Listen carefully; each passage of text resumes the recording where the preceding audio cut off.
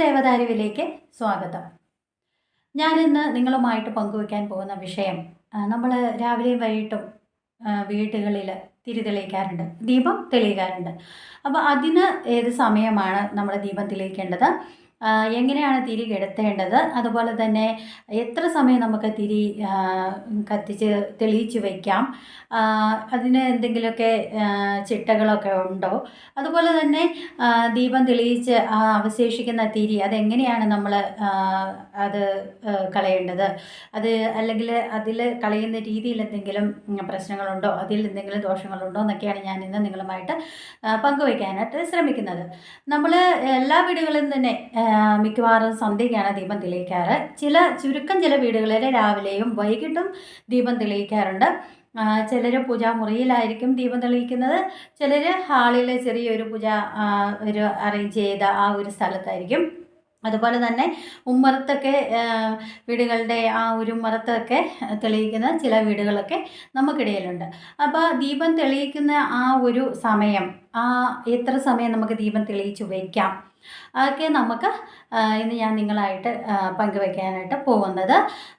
ദീപം എന്ന് പറയുമ്പോൾ സന്ധ്യാനാമം ചൊല്ലി എല്ലാവരും ഭഗവാനെ പ്രാർത്ഥിക്കുവാനായിട്ട് ആ ഒരു ഇരുളിമയെ മാറ്റി പ്രകാശം നമ്മുടെ ജീവിതത്തിൽ ഉണ്ടാക്കുന്ന ഒരു പ്രതീകമാണ് നമ്മൾ രാവിലെയും വൈകിട്ടും ദീപം തെളിയിക്കാറ്. നിലവിളക്ക് തെളിയിച്ച് സന്ധ്യാനാമം ചൊല്ലാനുള്ള ഒരു പതിവ് മിക്ക വീടുകളിലും തന്നെ ഉണ്ട്. അതിനുള്ള ചിട്ടവട്ടങ്ങളൊക്കെ ഉണ്ട്.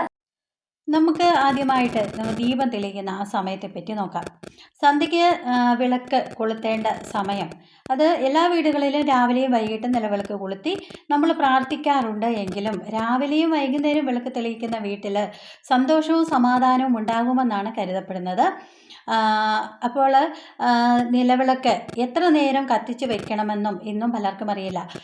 നമുക്ക് വൈകുന്നേരം ഏകദേശം ഒരു 6-6:15 അല്ലെങ്കിൽ 6 മണി കഴിഞ്ഞ് എപ്പോൾ വേണമെങ്കിലും നമുക്ക് ദീപം തെളിയിക്കാവുന്ന ഒരു സമയമാണ്.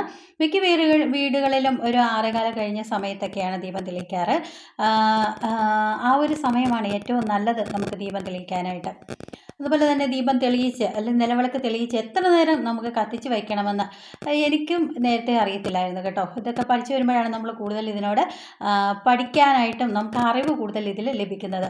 യഥാർത്ഥത്തിൽ വിളക്കിൽ എണ്ണ വറ്റും വരെ കത്തിച്ച് വയ്ക്കണം എന്നാണ് കണക്ക്. നിലവിളക്ക് കത്തിക്കുന്നതിൻ്റെ ആ കണക്ക് യഥാർത്ഥത്തിൽ വിളക്കിൽ എണ്ണ ഏകദേശം തീരും വരെ കത്തിച്ച് വയ്ക്കണമെന്നാണ്. എങ്കിലും സന്ധ്യ കഴിയുമ്പോൾ വിളക്ക് അണയ്ക്കുന്നതിൽ തെറ്റില്ല. നമുക്ക് നാമമൊക്കെ ജപിച്ചിട്ട് ഒരു 2 മണിക്കൂർ അല്ലെങ്കിൽ 1.5 മണിക്കൂറെങ്കിലും പരമാവധി തെളിയിച്ച് വെച്ചിട്ട് അതിന് ശേഷം ദീപം അണയ്ക്കുന്നതിൽ തെറ്റില്ല എന്നാണ് ജ്യോതിഷ ശാസ്ത്രത്തിലും നമ്മുടെ പുരാണത്തിലുമൊക്കെ പറയുന്നത്. അതുപോലെ തന്നെ ദീപം തെളിയിച്ച് അത് കെടുത്തുന്ന സമയത്ത് ഒരിക്കലും ഊതിക്കെടുത്തരുത്. അത് വളരെയധികം ദോഷമുണ്ടാക്കുന്ന ഒന്നാണ്. അത് തിരികൾ അണയ്ക്കുമ്പോൾ ഊതിക്കെടുത്തുകയേ ചെയ്യരുത്. ഒരു പൂവോ ഒരു പുഷ്പമോ ഉപയോഗിച്ച് നമ്മൾ എന്താണെങ്കിലും വൈകിട്ട് ഒരു പുഷ്പം നമ്മൾ ഭഗവാന്റെ ആ ഒരു ഫോട്ടോയിൽ, കുറേ ഫോട്ടോസൊക്കെ നമ്മുടെ പൂജാമുറിയിൽ കാണും, അല്ലെങ്കിൽ ഏതെങ്കിലുമൊക്കെ ദൈവത്തിൻ്റെ ഒരു ഫോട്ടോയുടെ മുന്നിലാണല്ലോ നമ്മൾ സാധാരണ വിളക്ക് തെളിയിക്കുന്നത്. അപ്പോൾ എന്താണെങ്കിലും നമ്മൾ അവിടെ ഒരു പൂ വയ്ക്കാറില്ല. എന്തെങ്കിലും ഒരു പൂവെങ്കിലും കുറഞ്ഞൊരു തുളസിക്കതിരെങ്കിലും നമ്മൾ വയ്ക്കുമെന്നാണ് വെക്കണമെന്നാണ് നിയമം. അപ്പോൾ അത് ആ ഒരു തുളസി കതിരോ അല്ലെങ്കിൽ ഒരു പൂവ് ഉപയോഗിച്ച് അല്ലെങ്കിൽ പുഷ്പം ഉപയോഗിച്ച് കിടത്തുന്നതാണ് ഏറ്റവും ഉത്തമമായ മാർഗം. അതുപോലെ തന്നെ നമ്മൾ തിരി അണച്ച ശേഷം ഇന്ന് ഉപയോഗിച്ച തിരി ഒരിക്കലും നാളെ ഉപയോഗിക്കാൻ പാടില്ല. അത് വളരെയധികം ദോഷം ചെയ്യുന്ന ഒന്നാണ്. അതുകൊണ്ട് തന്നെ ആ ബാക്കിയുള്ള തിരി, അത് വിളക്ക് കത്തി കഴിഞ്ഞ ശേഷം അതിൽ ബാക്കി വരുന്ന തിരി പലരും എന്ത് ചെയ്യണമെന്ന് ആർക്കും തന്നെ അറിയത്തില്ല. അതെങ്ങനെയാണ് അത് കളയേണ്ടത്.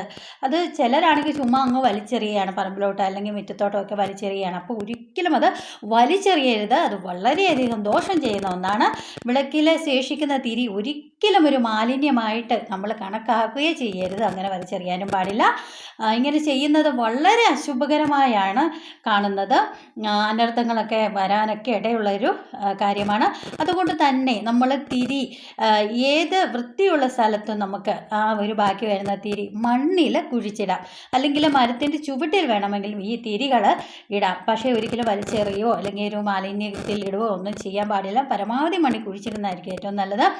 അത് നമ്മുടെ വീട്ടിലേക്ക് അത് ഭാഗ്യം കൊണ്ടുവരാനായിട്ട് നമ്മൾ ആഗ്രഹിക്കുന്നുണ്ടെങ്കിൽ തന്നെ വിളക്കിൻ്റെ ശേഷിക്കുന്ന തിരിയെ ഈ രീതിയിൽ കളയുന്നതാണ് ഏറ്റവും ഉത്തമമായ മാർഗം. അതുകൊണ്ട് ഞാൻ ഈ പറഞ്ഞ ഈ രീതികളെല്ലാം തന്നെ നിങ്ങൾ ശ്രദ്ധിച്ച് ദീപം തെളിയിച്ചാൽ നമുക്ക് അതിൻ്റെ എല്ലാ ഐശ്വര്യം നമ്മുടെ വീട്ടിലുണ്ടാവും. ആദ്യമായിട്ടാണ് നിങ്ങൾ എൻ്റെ ചാനൽ കാണുന്നതെങ്കിൽ ദയവായി സബ്സ്ക്രൈബ് ചെയ്യാൻ ശ്രമിക്കണേ. അതോടൊപ്പം ഞാനിടുന്ന ഓരോ വീഡിയോയും നിങ്ങൾക്ക് ലഭിക്കുന്നതിനായിട്ട് ബെല്ലൈക്കൺ കൂടി ഒന്ന് സ്പർശിക്കുക. വീഡിയോ കണ്ടതിന് ശേഷം ഇഷ്ടമായെങ്കിൽ ലൈക്ക് ചെയ്യുക, ഷെയർ ചെയ്യുക. അടുത്ത ഒരു വിഷയത്തിൽ അല്ലെങ്കിൽ അടുത്തൊരു അധ്യായത്തിലൂടെ പുതിയ വിഷയവുമായി വരും വരെ നന്ദി, നമസ്കാരം.